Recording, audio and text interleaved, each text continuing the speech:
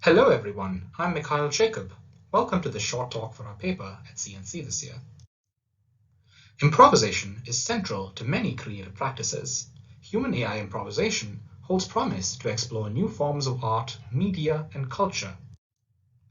However, for the most open-ended and unconstrained forms of AI improvisation, choosing actions quickly from a vast number of options with few constraints is tremendously hard. Inspired by perceptual arcs in many art forms, improvisational agents can be intrinsically motivated to negotiate creative arcs and select actions accordingly over the course of the improvised performance. Creative arcs are trajectories of actions taken by the agent in a creative space of novelty, surprise, and value, computationally measured from the agent's perspective. Therefore, given a creative arc to follow, over time an agent could choose actions across the action space to follow that arc as closely as possible. This illustration is simplified for clarity, of course. In reality, the agent also considers its estimation of fellow improviser actions in this creative space when trying to follow the target creative arc. Perhaps like this more complex illustration. We chose to study improvisational action selection more concretely within the props game from improv theater. People take turns with an abstract prop to perform actions using that prop as a real-world or fictional object for comedic effect. We created an interactive installation using virtual reality for people to play the props game with the virtual improviser agent. During the game, the human and agent take turns with the same abstract prop to perform mimed actions using that prop as a real or fictional object. After taking their turn, the player hits a buzzer to get points for their pretended action and to hand over the prop to the agent for its turn. The agent then improvises a pretended action with that same prop. In order to better interpret the agent's actions, the intended action and object are announced using a speech bubble and audio. When both players take a fixed number of turns, the round ends and a new prop is given to the human for the next round. The game ends after a fixed number of rounds are played. We implemented creative arc negotiation within the CARNIVAL architecture. You can find more detail about how the system works within our paper.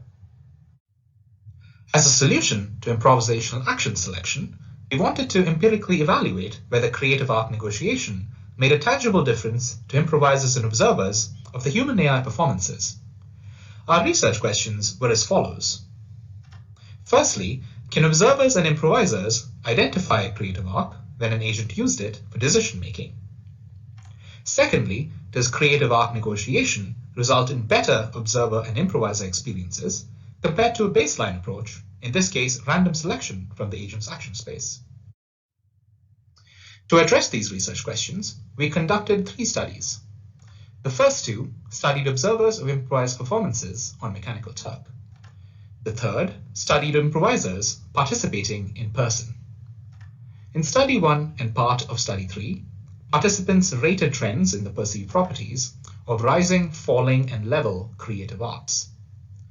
We analyzed the data to evaluate recognition rates for these between each type of creative arc. In Study 2 and part of Study 3, participants compared 2 sessions, one using creative arc negotiation and one using a random action selection baseline. We analyzed this data to evaluate relative participant preferences between the sessions in terms of enjoyment, agent creativity, and logical coherence. Additionally, in Study 3, we used semi-structured interviews to get additional insight into participant experiences and responses. I present a high-level overview of our results here. Observers could indeed recognize certain types of creative arcs.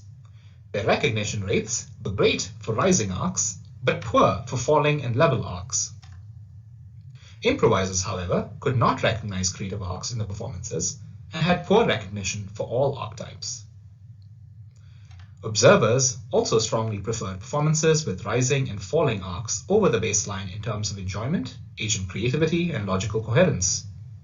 However, they preferred our baseline over level arcs. Improvisers, on the other hand, strongly preferred creative arcs overall in terms of agent creativity and logical coherence.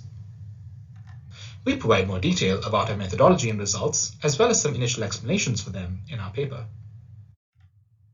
Thank you so much for your attention. You can reach me using the links and resources on screen.